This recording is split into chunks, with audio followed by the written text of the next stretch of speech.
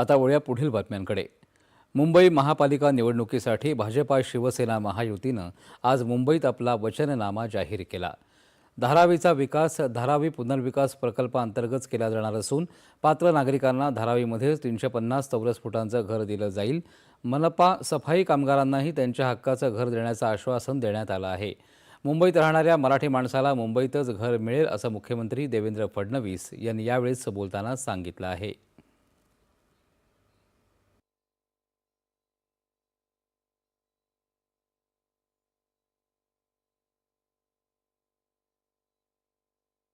मुंबईत राहणारा जो मराठी माणूस आहे याला काहीही झालं तरी मुंबई सोडून बाहेर जावं लागणार नाही।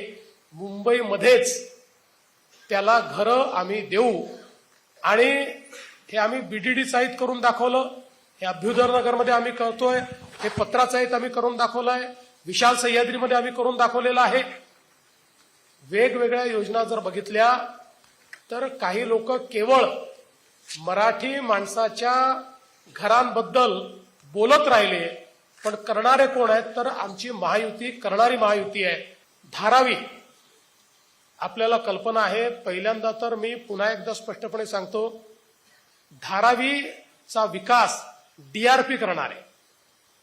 या डीआरपी मध्ये स्वतः शासन भागीदार आहे आणि सोबत डेव्हलपर आहे। धारावीमध्ये राहणाऱ्या प्रत्येक व्यक्तीला जो पात्र आहे धारावीमध्येच मिनिमम 350 स्क्वेअर फुटाचं घर हे देण्याचा निर्णय आपण घेतलेला आहे।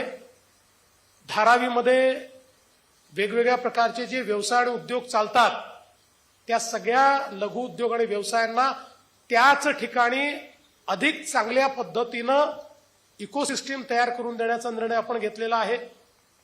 आणि धारावीतले जे अपात्र आहेत त्यांनाही कुठेही हायकोर्टाचा नियम न मोडता त्यातनं मार्ग काढून त्यांनाही घर देण्याचा निर्णय आपण केलाय।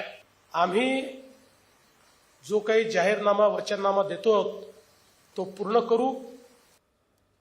हा वचननामा मुंबईकरांच्या जीवनात बदल घडवणारा ठरेल असा विश्वास उपमुख्यमंत्री एकनाथ शिंदे यांनी व्यक्त केला। येत्या 5 वर्षांमध्ये मुंबईत 30 ते 35 हजार घरं बांधण्याचा मानस असून बाहेर गेलेला मुंबईकर पुन्हा मुंबईत आणायचा आहे असं शिंदे म्हणाले। आजचा हा वचननामा मुंबईकरांसाठी त्यांच्या दररोजच्या जीवनामध्ये बदल घडवणारा, त्यांना दिलासा देणारा ठरेल असा विश्वास या ठिकाणी व्यक्त करतो।